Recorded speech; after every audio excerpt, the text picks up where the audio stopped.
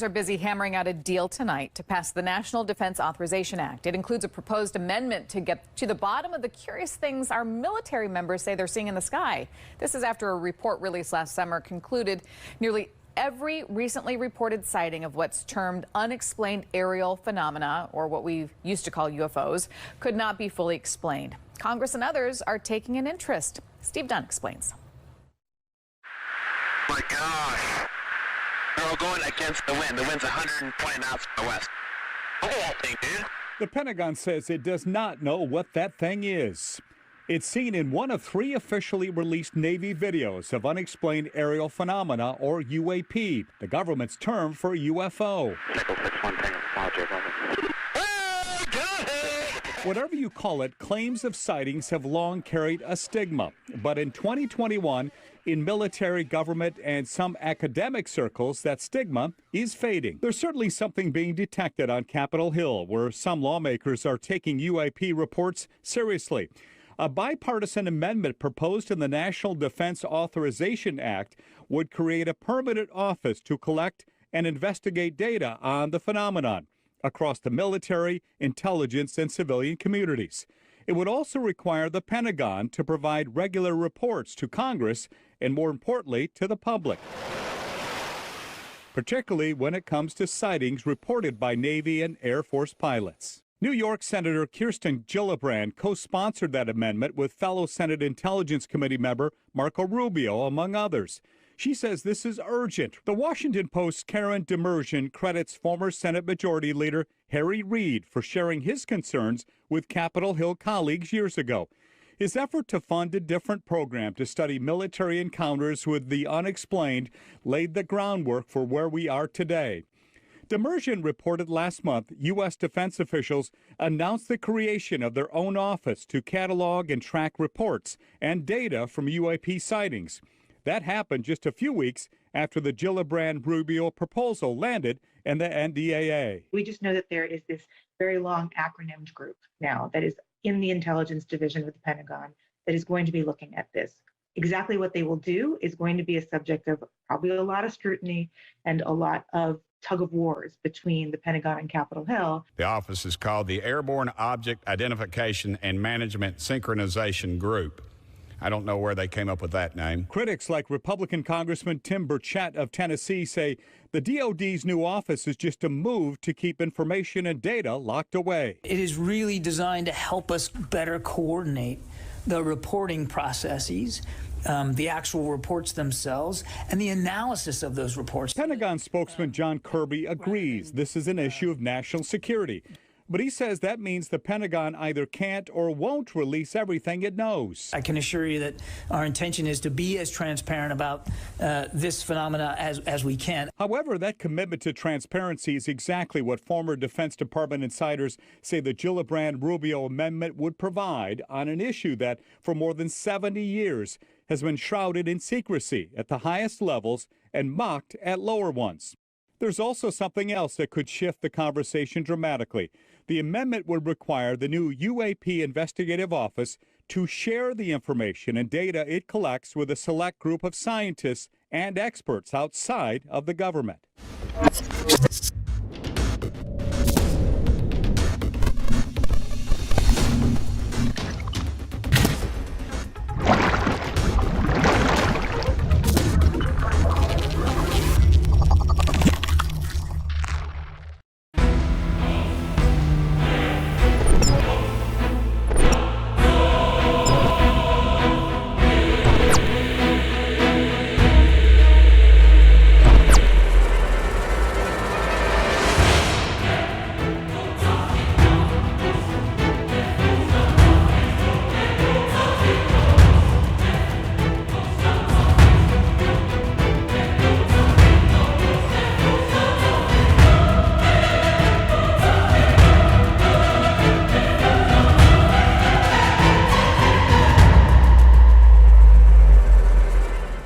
Dall'emendamento Gillibrand, ossia dalla legge che delineava le linee guida per l'istituzione del nuovo ufficio UFO permanente al Congresso, siamo venuti a sapere carte ufficiali alla mano pubblicate sul sito ufficiale del Congresso americano e il Pentagono era arrivato ad un punto critico. si è trovato costretto a condividere le informazioni con il Congresso, che di conseguenza ha ordinato alla NASA di cominciare ad investigare. Questo intero processo è stato facilitato anche dalla propensione del direttore della NASA ed ex astronauta e membro del Congresso Bill Nelson nei confronti del fenomeno. Il nostro amico Bill è di larghe vedute. Larry, before we leave, I hadn't even talked about the search for extraterrestrial life. What do you think what do you think we're doing on Mars? What do you think we're looking for life? This is a part of NASA's mission. That's what this telescope is going to be looking for. Are there other planets elsewhere that there is life? Now, I know what you've seen is what those Navy pilots saw in 2004, and there have been some 300 sightings since then. And I've talked to those pilots, and they know they saw something, and their radars locked onto it.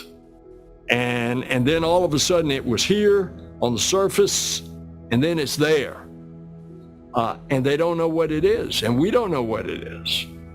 We hope it's not an adversary here on Earth that has that kind of technology. But it's something. And so this is a mission that we're constantly looking. Who is out there? Who are we? How did we get here? How did we become as we are? How did we develop? How did we civilize? And are those same conditions out there in a universe that has billions of other suns in billions of other galaxies? It's so large, I can't conceive it. You anticipated one of the questions that I have here because it was suggested to me by many different people. They did want your comment on what you think the fighter pilot saw. Larry, I don't know the answer to that, but I do know this, that my personal opinion is that the universe is so big, and now there are even theories that there might be other universes. And if that's the case, who am I to say that planet Earth is the only location of a life form that is civilized and organized like ours? Non starò qui a ripetere sempre le stesse cose. Se sei interessato all'intero processo che ha portato gli UFO dall'ambito speculativo al Pentagono degli Stati Uniti, se sei interessato a guardare con i tuoi occhi le carte ufficiali declassificate ai sensi del Freedom of Information Act che confermano avvistamenti UFO reali fra oggetti non identificati dalle caratteristiche inumane e le navi da guerra della prima flotta del mondo, ti consiglio di recuperare in ordine cronologico tutti i video presenti nelle playlist documenti dagli archivi ufficiali e le rivelazioni ufficiali. Per quanto riguarda il video di oggi, possiamo dire che siamo di fronte all'ennesima vittoria, perché oggi avrete il piacere di mettere gli occhi su delle slide ufficiali che sono circolate per mesi solo ed esclusivamente all'interno della NASA e dell'intelligence community. Non siamo qui a speculare, il titolo non è un titolo a chiappa views, ma è la chiara e cristallina realtà dei fatti. Tramite le slide ufficiali NASA siamo venuti a conoscenza finalmente del programma UFO dell'agenzia aerospaziale numero 1 al mondo e possiamo affermare con certezza, carte alla mano, che sì, la NASA ha un programma UFO. Il dottor Thomas Zurbuchen, udite udite, è il secondo in comando alla NASA. È l'amministratore associato della NASA per la Science Mission Directorate dell'agenzia aerospaziale e le slide in PowerPoint che vedremo tra poco sono state presentate da lui durante una riunione congiunta tenutasi agli inizi di giugno 2022 presso il National Academy of Science.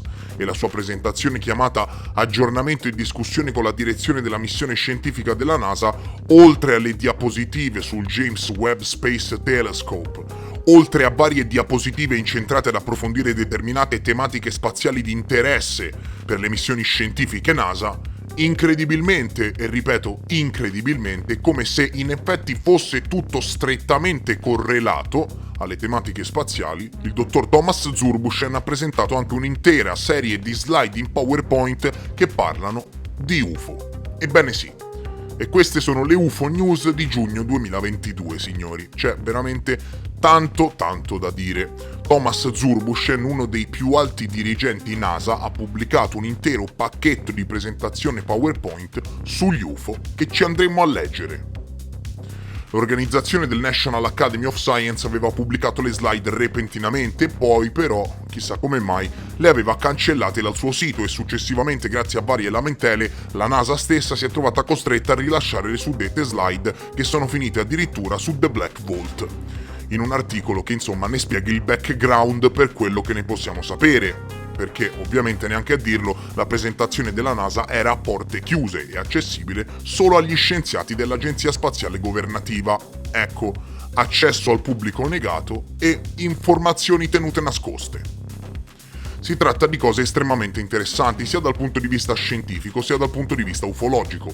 Si parla di Hubble e della ricerca di esopianeti. Si parla dell'innovazione spaziale assoluta con il nuovissimo e dirompente James Webb Space Telescope che ha da poco aperto i suoi occhi nell'universo. Si parla dell'MSR, ossia del Mars Simple Return, ossia della missione che vede il rover marziano Perseverance raccogliere campioni per poi restituirli alla successiva missione che li riporterà sulla Terra. Si parla della sonda Parker, del rover InSight, dei partner ufficiali NASA e del ruolo mondiale che svolgono le cooperazioni internazionali. Si parla di questo e di tante altre cose. Ovviamente a fine video condividerò come sempre tutta la presentazione in PowerPoint del dottor Zurbuchen sul mio canale Telegram. Ciò che ci interessa però, ahimè, sono le slide relative agli UFO, perché capito, i divulgatorini scientifici che abbiamo in Italia ti fanno i programmini parlandoti di quanto scalda il sole e di quanto il cielo sia azzurro, di quanto Jimmy l'astronauta sia impavido, e però mica te lo dicono che il vice amministratore della NASA ha fatto una presentazione in PowerPoint sugli UFO al National Academy of Science.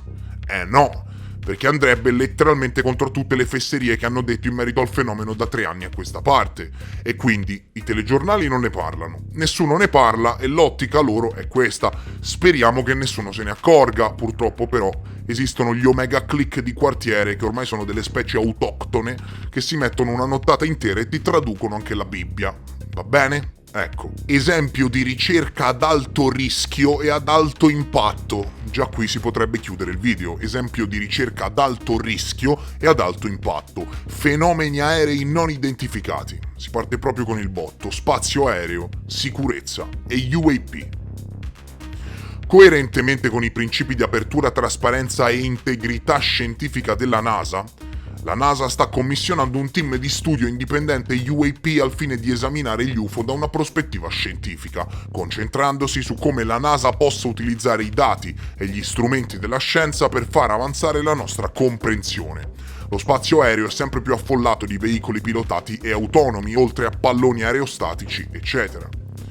Ci sono state oltre 400 segnalazioni UAP. Gli UAP pongono chiaramente un problema di sicurezza del volo, nonché una potenziale minaccia alla sicurezza nazionale e o al controspionaggio. Alcuni sembrano dimostrare una tecnologia avanzata e la quantità limitata di rapporti di alta qualità sugli UAP ostacola la nostra capacità di trarre conclusioni definitive sulla natura o sull'intento di essi. Quindi, intanto si dà già per scontato che esistono realmente, e vorrei sottolinearlo, si dà già per scontato che sono animati e solidi, dimostrano tecnologie avanzate, non lo dico io ma c'è scritto sulla slide ufficiale della NASA, sono una potenziale minaccia, attenzione, potenziale minaccia alla sicurezza del volo e o al controspionaggio, e direi che da parte della NASA non c'è male per niente. Nella slide successiva pongono una serie di domande alle quali la Task Force UFO della NASA proverà a rispondere nel corso del tempo. E sono punti veramente molto affascinanti. State attenti. Quali tipi di dati scientifici attualmente raccolti e archiviati dalla NASA o da altri enti governativi civili dovrebbero essere sintetizzati e analizzati per far luce sulla natura e le origini dei fenomeni aerei non identificati? Quali tipi di dati scientifici attualmente raccolti e detenuti da organizzazioni no profit e aziende private dovrebbero essere sintetizzati e analizzati per far luce potenzialmente sulla natura e le origini degli UAP? Quali altri tipi di dati scientifici dovrebbero essere raccolti dalla NASA per aumentare il potenziale di sviluppo della comprensione e della natura e delle origini degli UAP? Quali tecniche di analisi scientifica attualmente in produzione potrebbero essere impiegate per valutare la natura e le origini degli UAP? Quali tipi di tecniche di analisi dovrebbero essere sviluppate? Considerando i fattori di cui sopra, quali vincoli fisici di base possono essere posti sulla natura e sulle origini degli UAP? Quali dati dello spazio aereo civile relativi agli UAP sono stati raccolti dalle agenzie governative e sono disponibili per l'analisi per A. informare gli sforzi per comprendere meglio la natura e le origini degli UAP e B. determinare il rischio degli UAP per lo spazio aereo nazionale? Quali protocolli di segnalazione attuali e sistemi di acquisizione di dati per la gestione del traffico aereo possono essere modificati per acquisire dati aggiuntivi sugli UAP passati e futuri? Dopo risponderò a questa domanda personalmente. Quali potenziali miglioramenti ai futuri sforzi di sviluppo del traffico aereo possono essere raccomandati per acquisire dati sui futuri UAP segnalati per aiutare nello sforzo di comprendere meglio la natura e l'origine degli UAP? Queste sono le domande a cui cercherà di rispondere la NASA, ok? Con il suo studio sugli UFO. Studio indipendente UAP. Punti chiave. La NASA ritiene che gli strumenti della scoperta scientifica siano potenti e si applichino allo studio degli UAP. L'SMD e l'Aeronautics Research Mission Directorate nomineranno membri provenienti dalla comunità scientifica, dall'aeronautica ed esperti di analisi dei dati. Questo è uno studio aperto, indipendente e non classificato. Finalmente, non classificato. La NASA incaricherà il team di fornire un rapporto indipendente che pubblicheremo successivamente, quindi attenzione, ci sarà da aspettarsi dei rapporti NASA sugli UFO, capito? Rapporti ufficiali e non classificati. La NASA incaricherà il team di fornire un rapporto indipendente che pubblicheremo successivamente. Il team di studio indipendente sarà presieduto dal dottor David Spergel, presidente della Simmons Foundation, con il dottor Dan Evans che fungerà da funzionario dirigente federale designato e da segretario.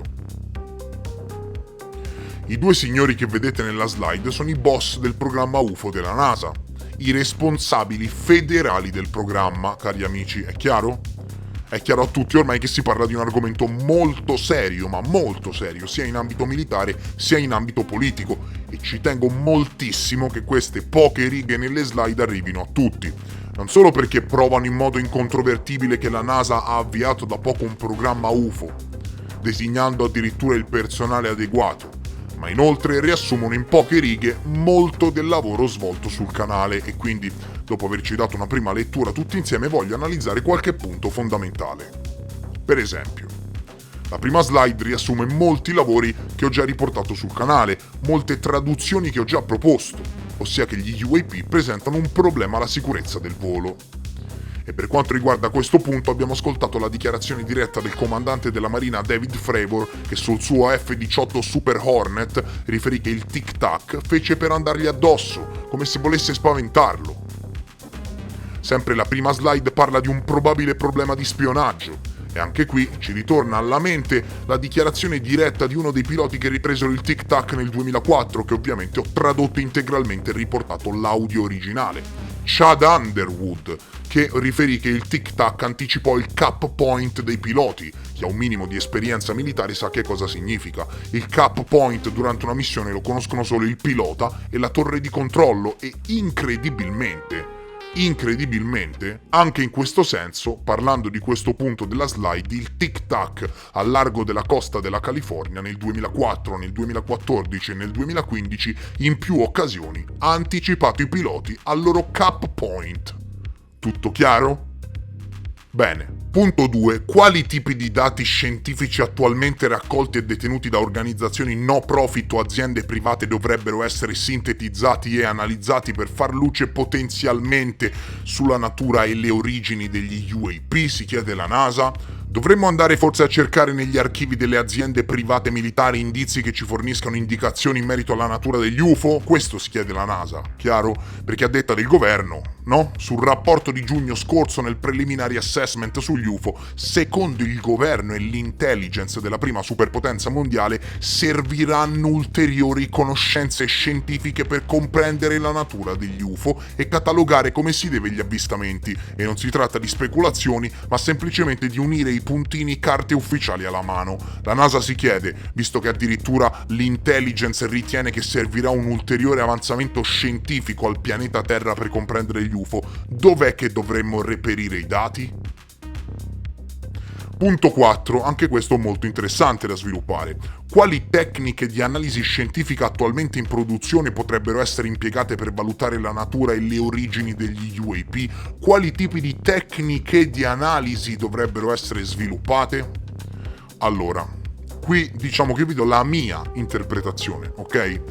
Non si tratta di capire quali strumenti creare per intercettare gli UFO, abbiamo già tutto il necessario, come ho già scritto nel mio libro parlando per esempio del radar della USS Princeton, l'AN Spy 1, si tratta solo di cablare e traslare determinate architetture di intelligence tecnologica secondo parametri già noti in ambito ufologico e... sì, lo so, sono prolisso, ma mi spiego meglio. L'AN Spy 1, e parliamo di questo montato sulla USS Princeton non a caso, ma parliamo di questo proprio perché la stessa nave ha intercettato molteplici oggetti non identificati, compreso il Tic Tac in mezzo all'oceano, è un radar ad alta potenza in grado di eseguire contemporaneamente funzioni di ricerca, tracciamento e guida missilistica, con una capacità di oltre, pensate, 100 bersagli simultanei a 360 gradi e dove non arriva la N Spy 1 arrivano i satelliti a supporto della flotta. Ok? Non so se ci rendiamo conto delle potenzialità che hanno queste persone di intercettare gli UFO. Questi non intercettano gli UFO, intercettano la luce che proviene dalle galassie primordiali dell'universo. E mi volete dire che ci sono dei problemini a intercettare oggetti che viaggiano nell'atmosfera? Ovviamente no, ma come si fa? Dobbiamo traslare le tecnologie che già abbiamo. Chi si è letto il mio libro sarà estremamente preparato in questo senso. Viene anche spiegato carte ufficiali alla mano nell'assessment ufficiale sul caso Nimitz, e riportato nel mio libro, che determinati UFO sono stati ripresi quando la N Spy 1 è stato girato sull'intercettazione missilistica. Ecco, questo per dirvi cosa? Per dirvi che sappiamo nel dettaglio anche quali sarebbero i parametri da impostare per rendere i nostri sensori ottici più sensibili all'intercettazione di questi veicoli anomali. Chiaro?